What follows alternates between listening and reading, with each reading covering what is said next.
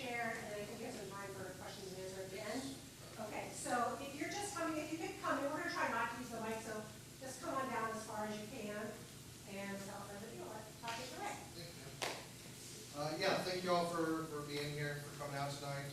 I'm in the world of financial aid. I'm not a natural born talent for presenting, so I'll do my best. Bear with me. If I mumble, raise your hand and say, hey, can you say that again? I will be around for a little while afterwards to answer any questions that you all may have. But certainly feel free to stop me as we go. We can make this interactive. You can ask questions as we go through. If I say something you're not sure about or want to make sure that you understand it in the moment, feel free to. So again, Todd Campbell, worked at Denison University in financial aid. I've been in financial aid for 11 years now. And just going to kind of give a general overview of financial aid, basics 101. So to start out, like how is America, how are we paying for college? So you see the biggest portion there is coming from parents' contribution. So when you're filling out a financial aid application, it's looking at the parents' income, parents' assets, parents supporting their child. That's where the bulk of the resources for paying for college is coming from, with the second portion coming from grants and scholarships, whether that's federal, state, institutional. And then between student contribution and parent and student borrowing, those are kind of even pretty close in the next run down.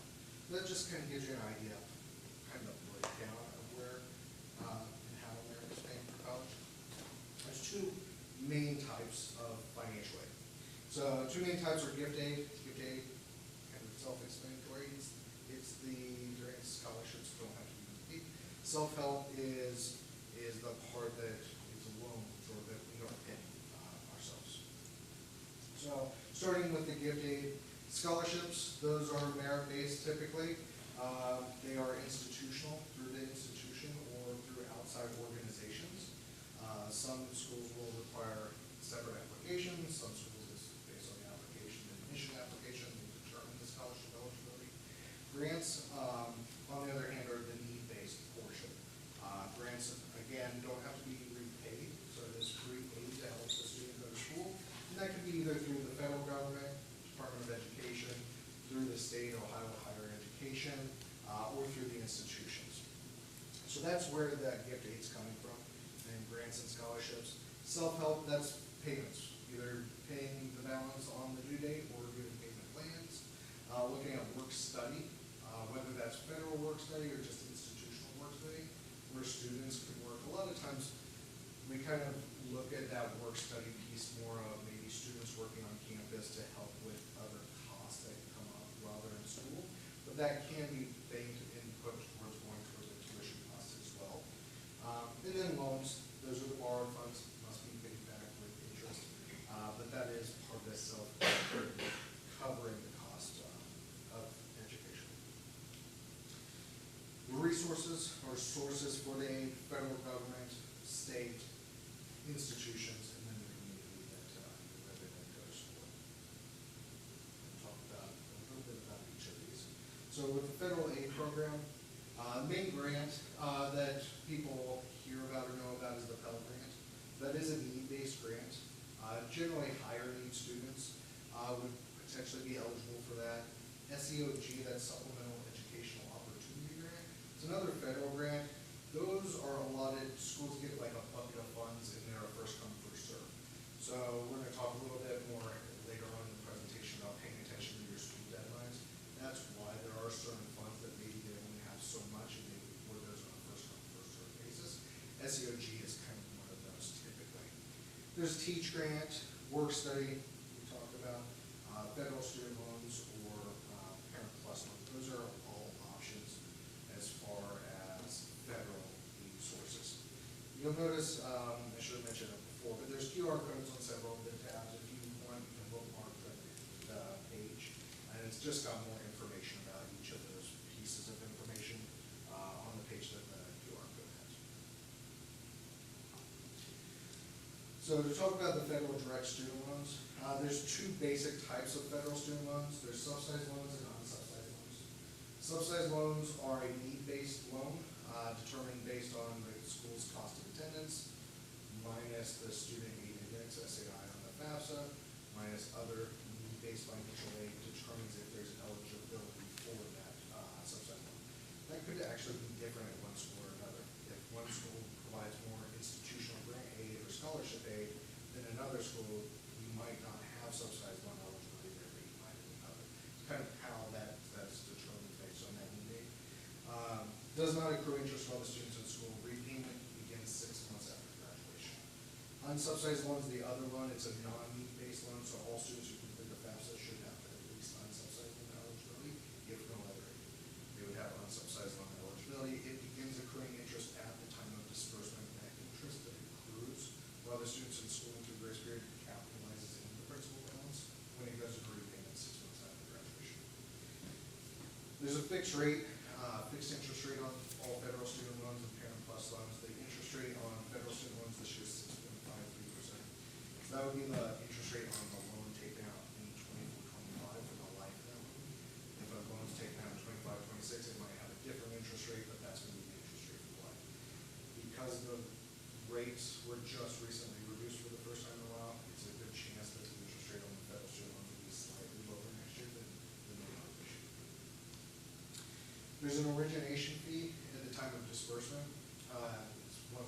You can know that percent, but just keep that in mind because a lot of times we'll see the financial aid package and they'll say my kid has $2,000 in loans, but only $1,980 disperses.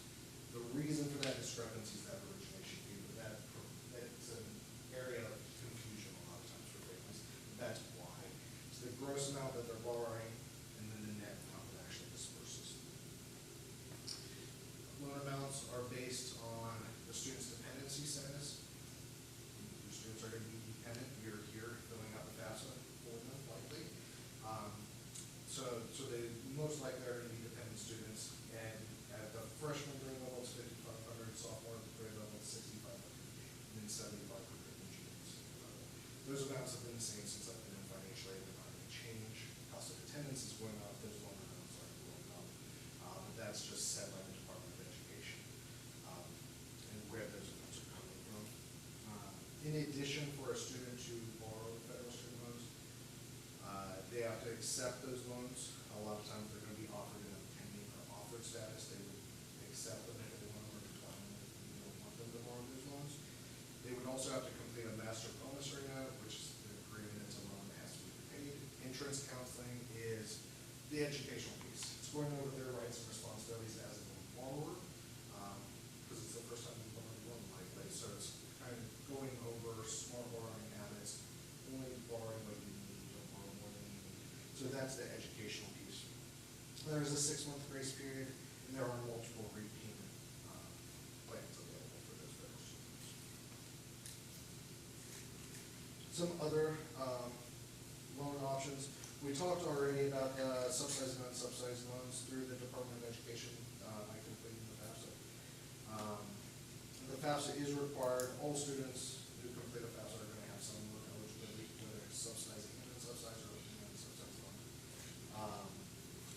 Federal Parent PLUS loan, that's another option for financing that remaining out-of-pocket expense after the financial aid. That's an option.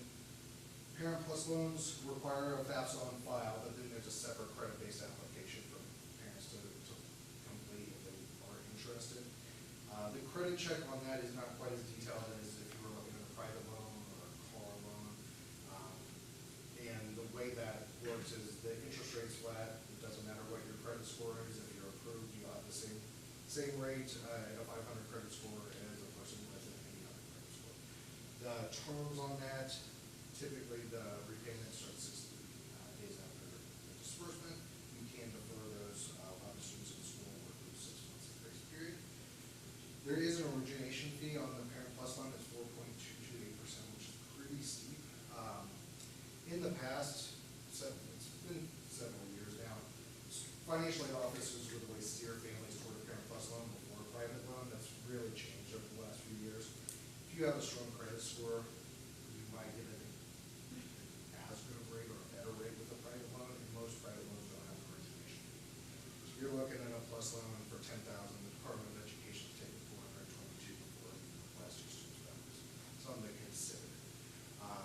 private education loans, there are private student loans, there are also private parent loans. Some schools will have like a preferred lender list and give you like an idea where you can compare different loans against each other. If you are borrowing for the out-of-pocket cost. One thing to keep in mind when you're looking for private loans, don't just look at the interest rates, look at the benefits of the loan also. It's a good thing to kind of keep in mind. Some lenders will offer a discount on the interest rate for automatic payments, or for good grades, or for graduating on time. So not just the upfront interest rate that you want to be paying attention to, but the other benefits of that loan that you're looking at. We've also heard that a parent who borrows a private parent loan, if their student borrows a private student loan with that same parent as a cosigner, the interest rate on that student loan with the parent as a cosigner might be lower sometimes than the parent borrowing the loan itself. So even if you're planning on borrowing the loan and paying it back for your student, it might be better to have it in your student's name potentially. It's helping them build credit, and the interest rate might be lower. It's not always the case, but it seems like it trends that way. And then some schools may have institutional loans. A lot of times if they do, they're a smaller loan for trying to help with that gap financing. Any questions about federal student loans, private loans, any questions in general yet? So that was the federal programs. State aid programs, Ohio College Opportunity Grant is the most common grant that the FAFSA is the application. There's not a separate application for it. You just fill out the FAFSA, and eligibility would be determined. Ohio Governor's Merit Scholarship was a new one this year, and it's going to continue on. It's renewable, it's $5,000 scholarship. Student doesn't necessarily need to do anything. The state of Ohio gets that information directly from the schools, and then that gets forwarded to each school through a roster system. So we will find out about that, but if your student is notified, you can always notify the school of that. Choose Ohio First is another one. Nurses Education Assistance Loan Program, Ohio War Orphans, Ohio Safety. Those are different opportunities through the state of Ohio. So it's worth going out to their website and looking to see if you might qualify, or if your student might qualify for any of those. Not all schools participate in all of those programs, but certainly some. Choose Ohio First is certain schools operate in that. Ohio College Opportunity Grant would be any school in the state of Ohio. And then universities and college aid programs, scholarships and grants. There's academic scholarships. There could be athletic scholarships depending on the school. If you're NCAA Division I or II, there could be athletic scholarships. Denison, we're Division III, there's no athletic scholarships. There might be scholarships for music, theater, or other talent type scholarships. Oftentimes those do require either a supplemental piece for them. You get a performance, an interview, submission of a portfolio. So if your student has any of those pieces, that's something to reach out to schools to make sure what those deadlines are and what they're looking for those other potential scholarship opportunities. There might be legacy or sibling scholarships, separate departmental scholarships depending on which program your student's going into, might offer something. And then different schools might have institutional need-based grants as well. There are, all schools that your students applying for is going to require the FAFSA. Some schools may also require what's called the CSS profile, the College Scholarship Services profile. It's just another financial aid application. We'll talk a little bit more about it here in just a few minutes, to determine institutional need-based grant eligibility. So that might be another option as well. And then private scholarships. If you Google scholarship, you'll have a million hits that it could be few of. What I would suggest is look for those scholarship search engines. Most schools might, that your students applying for, they may have an outside scholarship page. Look at the different scholarship search engines. A lot of times what they'll do is they'll have your student create an account with them, so that they can scour the web for legitimate scholarship opportunities for them. They'll put in their demographic information, their grades, their degree of interest, and then it'll kind of look for those legitimate scholarship opportunities. So that's a good way for students to begin that search. I also also suggest to students, check the college websites, like I mentioned. Parents, check with your employers. Not all employers offer a tuition benefit or a scholarship. And our benefits at our workplaces change often, so if you haven't looked in a while, check again in case something's changed. More and more are starting to offer benefits, so it's worth looking there. And then any community, civic, religious, or other organizations that you or your students or other family members are members of, check there. Oftentimes those groups have their own scholarship opportunities. So that would be a place to look for additional private scholarship opportunities, as well as local libraries and community centers. So outside scholarships can certainly help reduce that need for those options. Talk a little bit about the FAFSA. FAFSA is the free application for federal student aid. That's what it stands for. This event is very well timed because generally speaking, the FAFSA will be available tomorrow. It's not going to be. It wasn't last year either. There was a major change with the FAFSA you may or may not have heard. Luckily, if you have seniors or juniors now, if you didn't have a student going to school last year, good for you. It was a nightmare in 24-25. The FAFSA was delayed a lot. This year, we're hoping that they've worked their way through most of those kinks. And ironed out a lot of the issues that were discovered last year. Is it just a technical thing, or they just didn't have their operation? So it was actually a very major undertaking. It's a completely new, it's the first major update to the FAFSA in over 40 years. It's an all-new application. The whole application is brand new. The underlying calculations that determine the student aid index, prior to the student aid index, it was the EFT, expected family contribution. They changed to student aid index. The calculation, the data points that it was looking at in the calculations were all new, as well as the systems to import information from the IRS, all new systems. And for security purposes, they were required through law to implement new security level services. So it was just many different changes at different levels that caused all the issues, essentially. It came out, it was delayed, it came out, then there were issues where parts of it worked, parts of it didn't work, and it was just all year long we found new things that weren't right with it. And we still are, honestly. But most of those issues have been worked through. And I will say, even with all the issues in 24, 25, the vast majority of families that complete the FAFSA, it was incredibly easy. Like the whole point of it was to make the FAFSA easier for families to complete, and it really has succeeded in that. There's families that can go through it and get completed in minutes, 5, 10 minutes. There are smaller groups of students whose families, in particular circumstances, it did take longer and there were more issues, but that's part of the new systems that they're using, that they're working through. So this year it should be much easier. It is being delayed, so they're going to open the FAFSA tomorrow, honestly, for smaller groups of students, kind of like a beta testing. So it'll be open to smaller groups, beta testing for the next 2 months, and then it's going to open nationwide on December 1st. Yes. So we're encouraging all our families not to do this tomorrow. So if you are a senior family in this room, don't do it tomorrow. The very first people who did it last year, you were being so gracious about this. There are financially people who quit on the job because it was so terrible. The red tape had red tape. So that's what Tom is being so nice about this. I don't know how you say it without your face anyway. But it was a major disaster last year.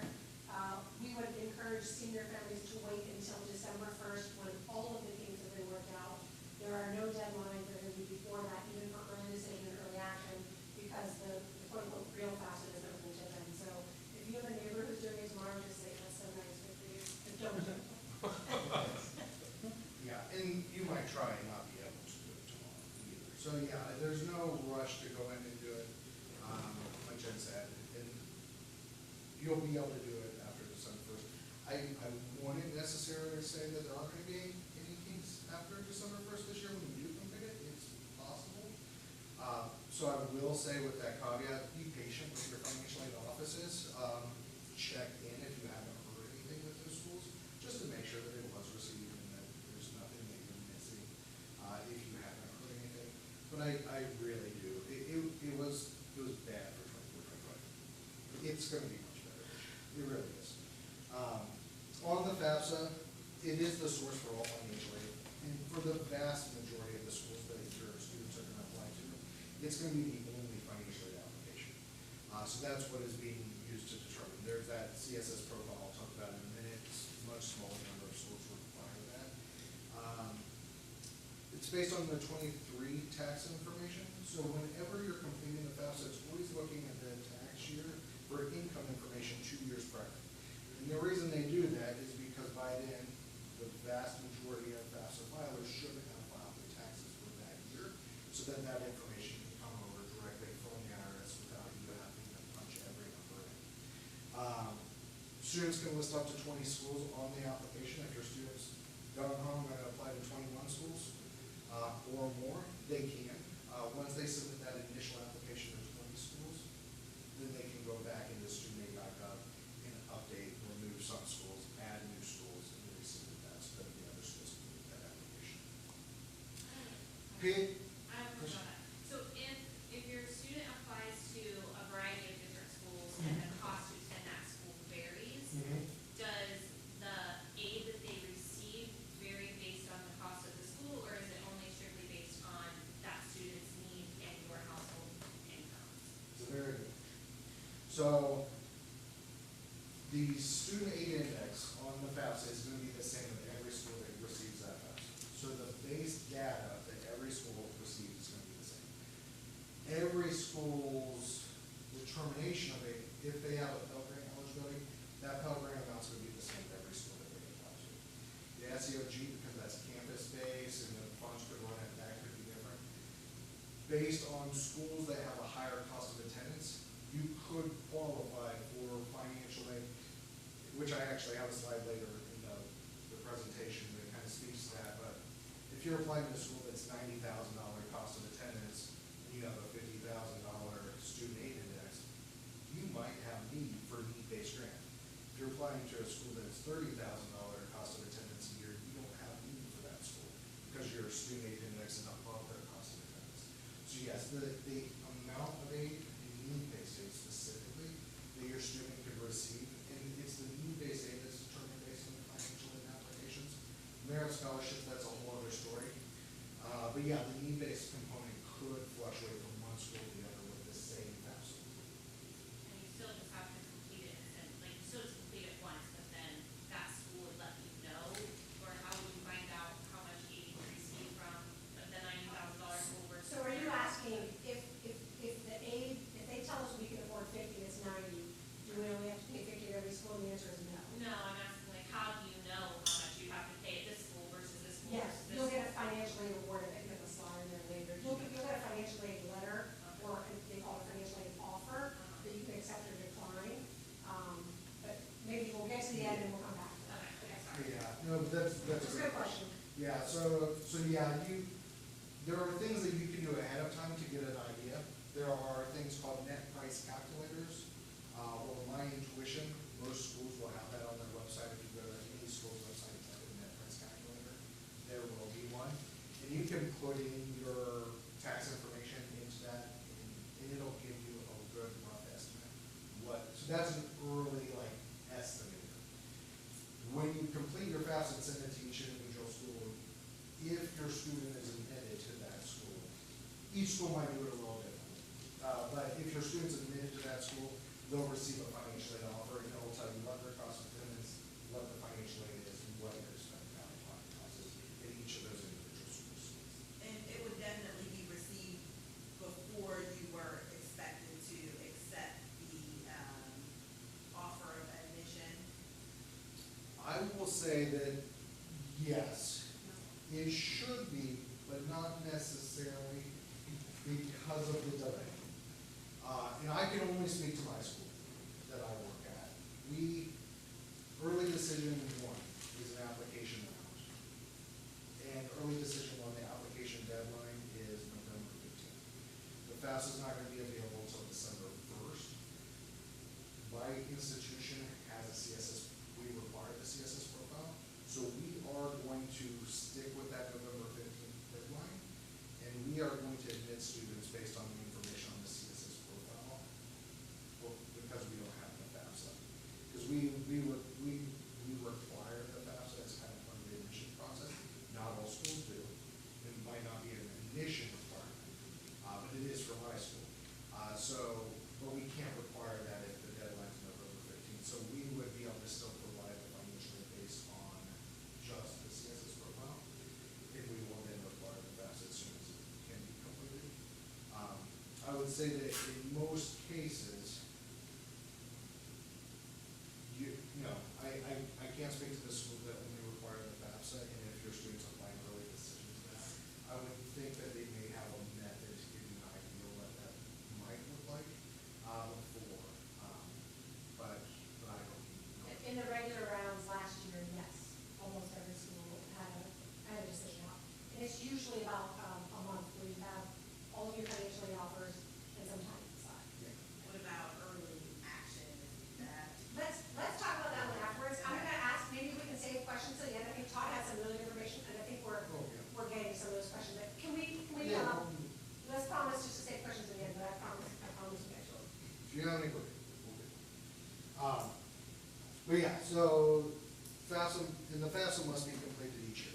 So your student will get a FAFSA submission summary, that'll give them their student units once it's completed in the process. And then every year that FAFSA is gonna need to be completed to reestablish the financial eligibility in their subsequent years. What you can do now, because you're all excited, and you're here, so you wanna do something, and you don't wanna just sit and wait. You can go out to studentaid.gov right now and start creating your student aid account. And I do suggest doing that early. Don't wait till the day you plan on completing the FAFSA. Have it done ahead of time. Because when you create your account at studentaid.gov and when your student creates that account, it takes at least 3 days before it can be used. Because it has to go through Social Security Administration checks, Department of Homeland Security checks, because that is your student aid account works as your legal signature for all FAFSA documents, master promissory note for those federal loans. It's also your login to the FAFSA and to any of the Department of Education websites. All contributors on the FAFSA are going to need to have a student aid account. So that changed with the FAFSA in 24-25 to who the contributors are. So the student has to have a studentaid.gov account. And then the parents that are going to be on the FAFSA. So if it's biological mom and dad are still married, they're going to be the contributors on that FAFSA. If the biological parents file their taxes in 23, married, filing jointly, technically only one of those parents has to have a studentaid.gov account because they're consenting to the release of the tax information in its joint tax return, so it's going to come in. I would suggest having both parents complete a studentaid.gov account just so you have it completed and ready if it's needed. If you file your taxes separately, then both parents are going to be required to go in and fill out a part of the FAFSA because both of you have to get consent for your tax information to be released. If the biological parents are separated and no longer together, then it's the parent that's on the FAFSA is the parent that is providing the most financial support for that student, who they're living with, who they're providing the support. When it comes down to, and when you're determining that, the Department of Education's not making that decision, the school's not making that decision, that's you as a family's decision, who the parent is on that FAFSA. But put that out there. Now, some families have an agreement where you split custody and it's 50-50, everything's 50-50. In that instance, then it's the parent that has the higher income that will be the parent on the FAFSA. But that's only if you determine that you pay for everything 50-50. Otherwise, you make the determination. If you're married and biological parents, you each have an individual account? So if your biological parents both married, I would suggest both creating an account, yes. Separate accounts? Yes, they're separate Okay, accounts. thank you. Yes, each individual parent is a contributor. Now, if you are both biological parents married and filed married filing jointly, likely only one of you is going to need to go in and contact consent and do it. But it's good to have that second one just in case, if you need to.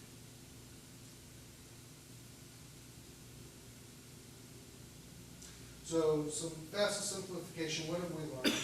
Again, we kind of went over this, so I'll go a little quick over this. Yeah, it wasn't as smooth as we would have hoped, that's putting it very lightly. But we do really truly believe that most of these things have been worked out, and it'll be much smoother this year when we complete the FAFSA. For most families applying, it really is, I sat down with families and completed, it is much quicker. So it is doing what it is supposed to. Definitely complete your student.gov account early. One thing I would say is when you're entering your contributor information, make sure that you're entering it exactly how it would be on their student account. It's going to ask for the first name, last name, date of birth, social security number. Make sure you have that information accurate to make sure that that contributor gets their income. The only piece of information when you're inviting a contributor to the FAFSA that doesn't have to match is the email list. Everything else does. So just make sure that and then have that contributor check to make sure that they got the invite email so that they know that they got it. Once you log in, if your student starts the FAFSA, they invite you. Once they've invited you and submitted it, you'll get an email notification, and then you log into your student.gov account with your account information, and you will see my tasks, my activities. You've been invited to a FAFSA if you want to enter this. And then you go right in. It's pretty user-friendly. Vice versa, if you start the application for parents and the contributor invites your student, then they would get that email, they would log in with their student account. Family size is automatic now. It's coming from the number of exemptions on your FAFSA. So again, the number of exemptions on your tax return for the 2023 year. So this is one where I say, have your tax return ready if you don't remember, because you're not going to see the tax information that's pulled into the FAFSA as you're doing it. You don't see that piece. So if you have your taxes ready, you can double check, especially for families where biological parents are separated and divorced. There are two families. Some families have an agreement where you claim the student this year, I claim them the next year, every other year. So the family size might not be accurately reflected on that particular year's tax. So you just double check, and you can always enter, it will give you a spot where you can enter the number of family members into the FAFSA. So you can do that. Number of family members in college is no longer factored into the calculation on the FAFSA. It's still asking for it though, as of right now anyway. It still asks for the number of schools. That's one where if you do have more than one student in college at the same time, it may be worth reaching out to that financial aid office and asking if they do anything for that. They might do a special circumstance, or if they require the CSS profile, maybe they're still considering that in their calculation, even though the FAFSA isn't. So that's something to maybe reach out and ask your financial aid office if you're in that situation. And if you're not this year, if you've got a sibling, another child that's going to school a couple of years from now, that's when you ask that question. Another one we saw answered incorrectly a lot this year, and I think they reworded this question probably 3 or 4 times to try and solve the problem. Is students, there was a question that's always been on the FAFSA, but in the instances where a student cannot get a parent to complete the FAFSA, a parent refuses, for whatever ideological reasons, they don't want their tax information to share, they don't want to share it. A student could indicate that their parents are unwilling to complete the FAFSA and they can still receive unsubsidized loan eligibility because it's a non-based loan. Just make sure they don't check yes to that if you're going to fill out the FAFSA with them, because then it precludes you from completing the FAFSA, and then they would only be able to subsidize. So they have to fix that question. So that's one. I think that they finally got the wording on that down so that it's not as big of an issue that it was like a tsunami of all of a sudden all these FAFSAs came in where kids were only applying for unsubsidized loans. And then again, there are still technical issues that are being discovered and being worked through between the data systems, so we'll be able to work through those. Frequent errors, the unsubsidized only, making sure the contributor information. College grant scholarships is reported to the IRS on your taxes. It's very rare that the reason you would report scholarship or grant on your taxes, if the amount of grant scholarship that you, or if you're talking about your student, received exceeded the tuition, then that's looked at as income, and it has to be reported as income on your taxes. It's very rare, but sometimes people get kind of mixed up on that question and report their students were there if they're in school, total scholarship amount. And that's looked at as untaxed income, which can significantly impact your student index. Another is IRA or pension annuity rollover amounts. The IRS is automatically going to pull over any IRA or pension annuity rollover or amounts, whether it's a rollover or not. But they're just feeding that amount and not distinguishing whether or not it's a rollover, and that is looked at as untaxed income. So if you switch jobs and you roll over your retirement account to a new plan, and it's a rollover on your tax return, the FAFSA will give you a spot where you can indicate the amount of that one-time distribution that was a rollover, and that subtracts that from what's looked at as untaxed income. So you just want to be careful of that, because you're not going to see that tax information come over from the IRS and the FAFSA. So you're not seeing that. But if there was a distribution, if it was a rollover, you want to make sure that's taken. Most of these I talked about already. Real estate as an investment, we'll talk about that on the next page. So FAFSA investments, what to include, what not to include. Child support received, if you're receiving child support, that used to be an untaxed income piece, now it's an asset. You want to report the amount that you received in the most recent completed calendar year. Other real estate, like rental or vacation property, do not include the value of your own primary home. Trust funds, CDs, stocks, bonds, money market mutual funds, any qualified education benefits, 529 plans, those get reported. On the FAFSA now, you're only supposed to report the value of the 529 plan that's in their market for that student. In the past, it used to be for all students, so that's a difference. What not to include, again, your primary home, you don't include that. Value of life insurance, don't include that. Don't include your retirement account value, your 401k, 401b, don't put that. It's going to ask just simply what your investment net worth is. Don't add your retirement into it. The FAFSA is not asking for it. You don't want to include that in there. And then, whereas the income information is looking at 2 years prior, it's looking at the 23 tax year. The investments, the assets, that's as of the date that you're completing the FAFSA. Because the nature of those accounts, they fluctuate daily.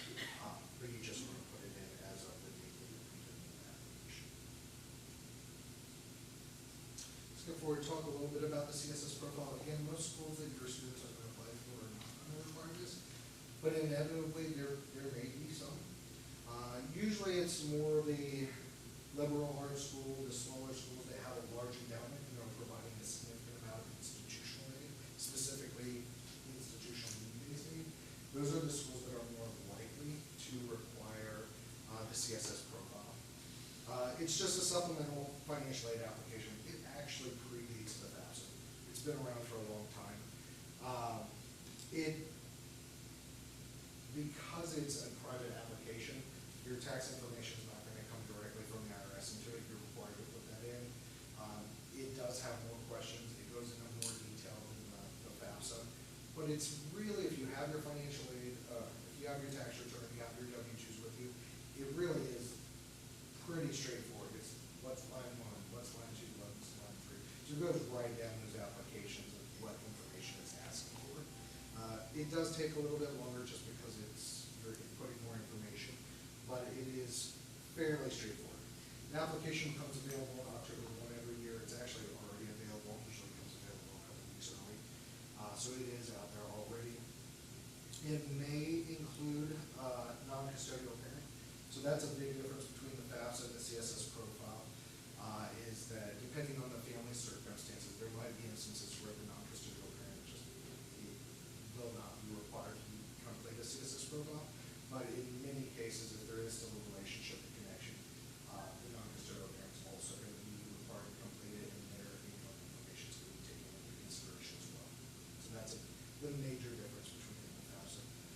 initial cost is $25, $16 for additional applications. If your adjusted gross income is less than $100,000, the fees are waived. And that's through College Board, who, your student likely already has an account with College Board because of the testing,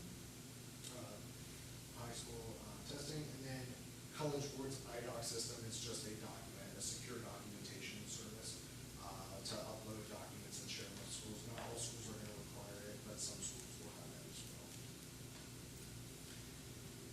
Frequent errors on the FAFSA. Offered contribution amounts per year.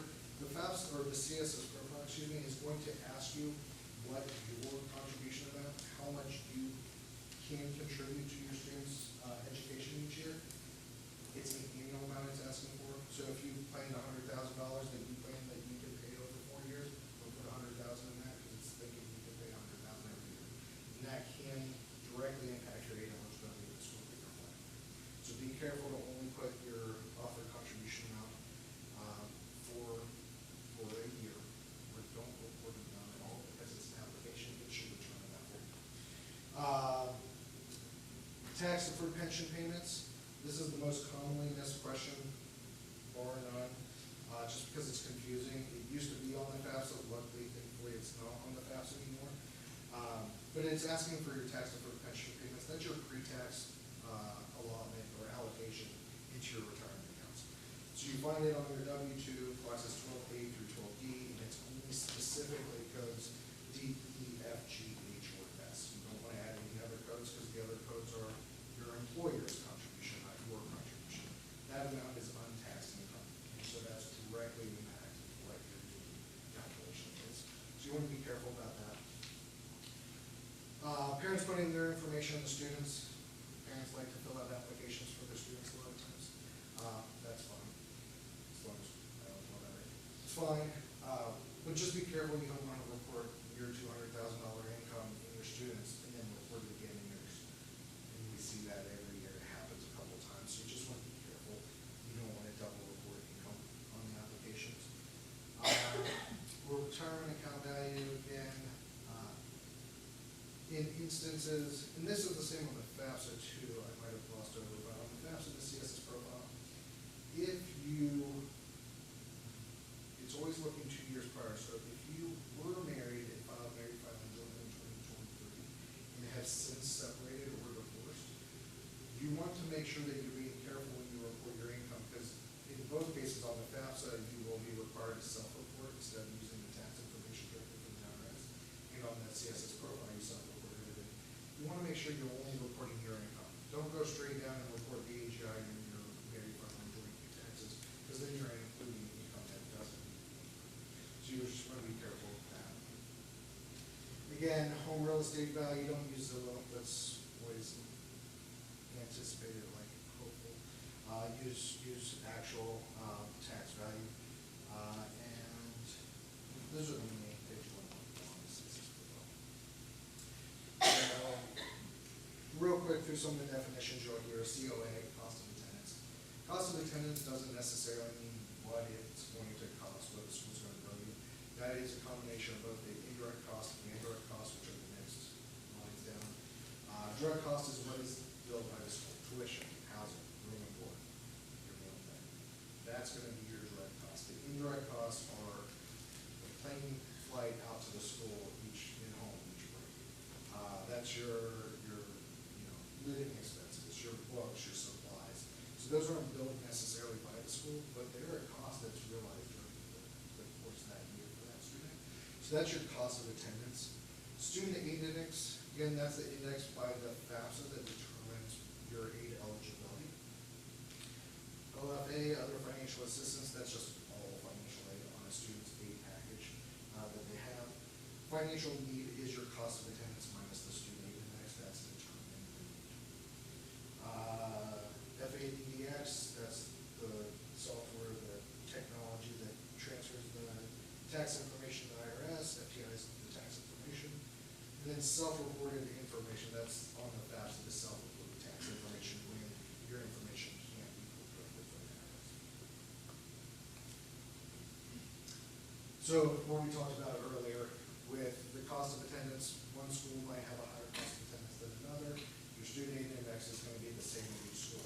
So you might think that I'm not gonna qualify for any need-based aid, my student aid index is too high. Maybe, that might be the case at some schools, but you might qualify for need-based aid. The threshold for Pell Grants are pretty low, but the threshold for institutional grant aid at those schools that are providing institutional need-based grants is usually a little higher than what it is for the Pell Grant. So the financial aid office, they're there for you at those schools. We'll receive the FAFSA. Typically, we'll pull it into our system within 48 to 72 hours after you complete it. So when you get the final submission is accepted and the FAFSA is processed email, once all contributors have submitted their part, then the school should have that pretty shortly after, within a couple of days. Usually those schools are going to then be reaching out to you to give you some kind of indication that it's been received, either through an applicant portal or maybe an email that says that it's been received. If anything else is needed, the schools are gonna communicate that, in the extra documentation, we'll reach out to you to let you know what that is. We're gonna package the financial aid, we're gonna review if there are special circumstances, any changes that you consider. And don't be afraid to reach out to us if you have questions. Verification, I'm gonna go through this real quick, just because we did find, and we were hoping for it, and it turned out with the new FAFSA, there were very few FAFSAs that got selected. I come from a smaller school, larger schools have more, I'm sure.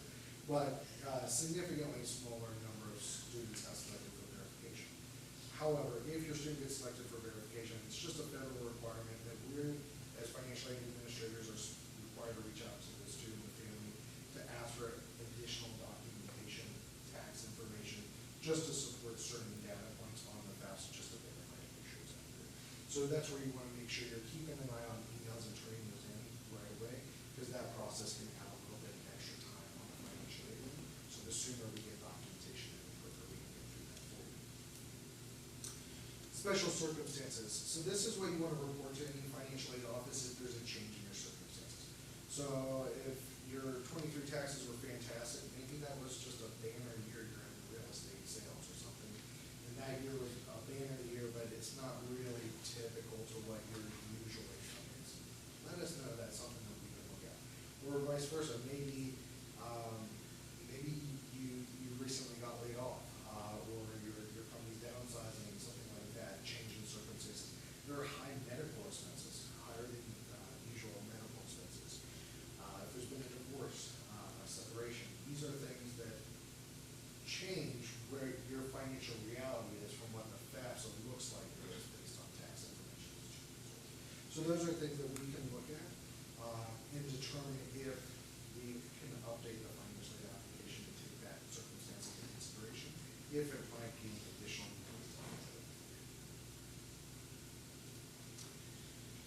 These are just some additional things to think about, tips for increased affordability. Have a family plan, talk to your student, set realistic goals. That way, if your student finds the $90,000 school and the financial aid package comes out, you have to have that hard conversation. At least you kind of have the conversation ahead of time to set realistic goals and expectations of what you, as the student, as the family, are willing to pay when that comes up. Look into outside scholarships. Look into those financing options, payment plans when they're available, student parent loans, private loans if necessary. Not often in the freshman year, but usually as soon as the sophomore year, students could maybe become a resident assistant. I suggest that to anybody that's in school, because can be a significant savings on the cost. Work, study, have your students work if they can. Student athletes, a lot of times depending on their sport, they might not have time to work on campus. That's very realistic. Or maybe it's a one semester they can and another semester they just don't have the time. But if they can work on campus, that can provide them extra money. A lot of times that's living expenses. So money so they're not hitting you up for money every other week. Housing options, consideration between residential and commuter. If you can commute to campus and save money. Different meal plans, textbooks options, new versus used, rental textbooks versus purchasing. And then keep your options open, keep your plans open. There's lots of great schools out there. No one school is worth putting yourself or your student into unnecessary debt to go to. And where do we go from here? There are, this is a QR code that's helpful. StudentAid.gov has college preparation checklists by grade level. They're really kind of well thought out and put together, and they have timelines that, like, where you should be looking at, what things become available as far as applications. So those can be really helpful. Submit applications and financial aid materials by the deadlines in each school. Make sure you're aware of the deadlines. Keep an eye on emails. Students are notoriously good at reading emails and understanding all the information. They're not at all, just maybe check in with them every now and again. There's some important stuff being sent to them. So you want to make sure that you're aware of those deadlines, so you can get in there for those meetings, those funds that have first come, first served. And then compare the offers of the different schools. See, what they look like. As a financial aid administrator, I am not telling you to go out and ask your school if they have any other aid or can do that. I'm not telling you to do that, but you can do that. And sometimes it might be warranted. Sometimes if the financial aid, if you get the package back and it looks right, and it's where you budgeted, it's probably right, and there's probably not anything else the school's going to do for you. And in many cases, the school might not be able to offer you any more aid, but if your student's really looking at a school and they've got another offer from another school and you're just kind of really stuck, you can always reach out to the financial aid office, to the admission office, and say, hey, is there any consideration for an increase in this award to make it more financially possible? It's worth having that conversation. You may say no, you may say maybe, it's worth asking. And then investigate other sources of aid like we talked about, the outside scholarships, different loan options if necessary. Is a financial aid appeal appropriate? Has there been a change that you want to reach out to? If there has been a change in your financial situation that might warrant a special circumstance, I do suggest reaching out to the financial aid office early, because those are things that do take time to review, and to make sure that the office is able to review that to you before you even make a decision on something, is really helpful. So, try to get through everything and still provide a little bit of time for additional questions. I'm going to be here, throw questions at me, I'll answer them for a while. If you have more specific questions that you just want to ask me, hang around for a minute, I'll be here, and I'd be happy with that. Thank you all again just for taking the time to come out today. We have a round of applause.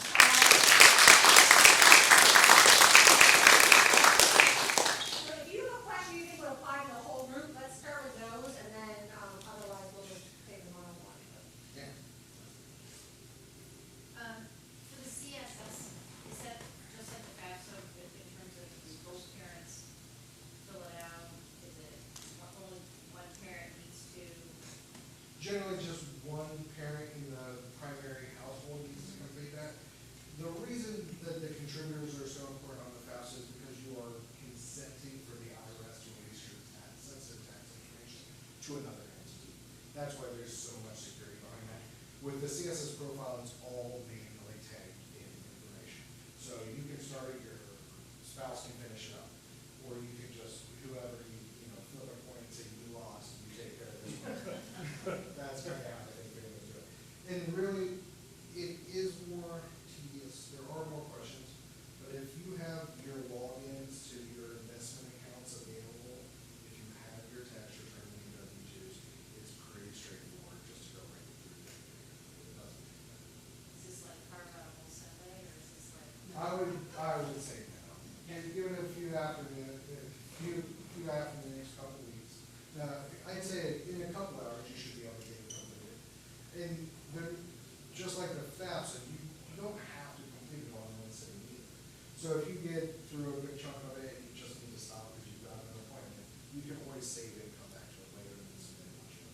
And do most schools tell you if they need it? Is that Then available somewhere? they should let you know right up front, if you're applying to a school, what's required, if you're applying for financial aid, we should tell you if the CSS. So senior families, I would say go on to, just Google CSS profile, list of schools that require CSS profile.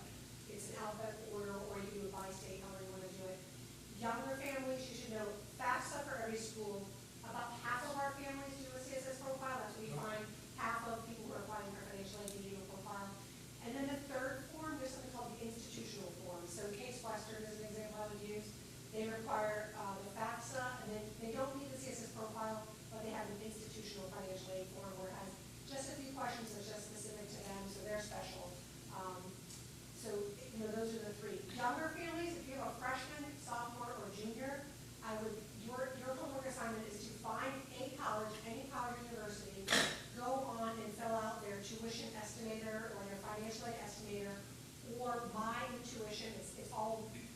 one word, like combined together, My Intuition.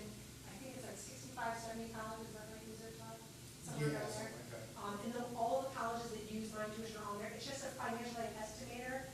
It doesn't track you, it doesn't ask you for your name or your information, but it'll ask you to put in some basic tax information, size of your family, and it will tell you, this is how much our college costs. Based on the information you've shared, here's how much we think your family would be expected to pay at our particular child. I think that's good information for younger families to know, because a lot of times you sit out there in fear of the number, so why not just know that? It is, My Intuition is a really good barometer of what the financial package will look like. It's not spot on, obviously, but it's pretty darn close.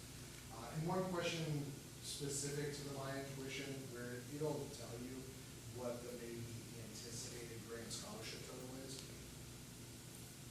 For schools like Denison University, we need 100% administrative aid. If it shows you that you could qualify for $40,000 in aid, just know that that's including all institutional aid. So if your student gets a $20,000 merit scholarship, that would be $20,000 aid for the picture in that situation. If they got a $30,000 scholarship, they're going to be good for $10,000 grant. In the instance that a school being 100% administrative. And then also, beyond My Intuition, for the schools that don't have that, any school that your students apply to, if you go to and search for their net price My Intuition, it's a similar. Any other questions about the FAFSA, deadlines, assets, income information?